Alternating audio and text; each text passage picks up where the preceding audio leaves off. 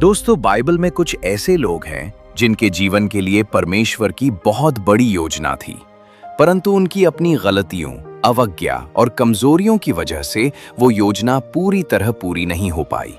आज हम बाइबल के दो महत्वपूर्ण लोगों के बारे में जानेंगे और अंत में हम समझेंगे कि इससे हमें क्या सीख मिलती है। पहला व्यक्ति है राजा शाऊल। बाइबल में 1 शमूएल 10 से 15 अध्याय में हम उनके बारे में पढ़ते हैं। परमेश्वर ने शाऊल को इज़राइल का पहला राजा चुना था। शुरुआत में शाऊल बहुत नम्र और अच्छा व्यक्ति था।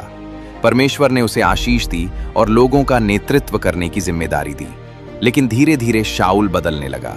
उसने परमेश्वर की आज्ञा मानना बंद कर दिया। उसकी 2 बड़ी गलतियां थीं। पहली गलती, उसने स्वयं बलिदान चढ़ाया, जबकि ये काम नबी शमूएल का था। 1 शमूएल 13। दूसरी गलती, परमेश्वर ने उसे आदेश दिया था कि अमालेकियों को पूरी तरह नष्ट कर दे, लेकिन उसने परमेश्वर की आज्ञा पूरी तरह नहीं मानी। 1 शमूएल 15। इस कारण परमेश्वर ने कहा, तुम्हारा राज्य स्थायी नहीं रहेगा, और बाद में परमेश्वर ने दाऊद को नया राजा चुन लिया। इससे हमें एक बड़ी सीख मिलती है। अगर हम परमेश्वर की आज्ञा नहीं मानते तो हम अपने जीवन में परमेश्वर की योजना खो सकते हैं। दूसरा व्यक्ति है शिमशोन। उसकी कहानी न्यायियों 13 से 16 अध्याय में मिलती है। शिमशोन का जन्म भी परमेश्वर की विशेष योजना से हुआ था। परमेश्वर ने उसे इज़राइल को फिलिस्तियों से बचाने के लिए चुना था और उसे असाधारण अलौकिक शक्ति दी गई थी। लेकिन शिमशोन की एक बड़ी समस्या थी। वो अपनी इच्छाओं और कमजोरियों के पीछे चलता था।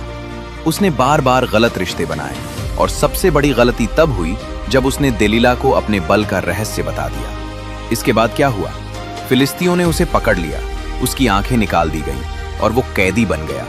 हालांकि मरने से पहले उसने एक बड़ा काम किया और कई शत्रुओं को हराया।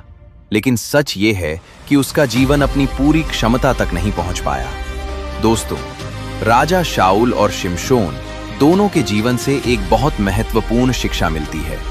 परमेश्वर की योजना महान होती है, लेकिन अगर हम अवज्ञा करें, पाप में चलें या अपनी कमजोरियों को नियंत्रित न करें तो हम उस योजना को खो सकते हैं। इसलिए हमें हमेशा परमेश्वर की आज्ञा में चलना चाहिए, क्योंकि जब हम आज्ञाकारी रहते हैं तभी परमेश्वर की योजना हमारे जीवन में पूरी होती है।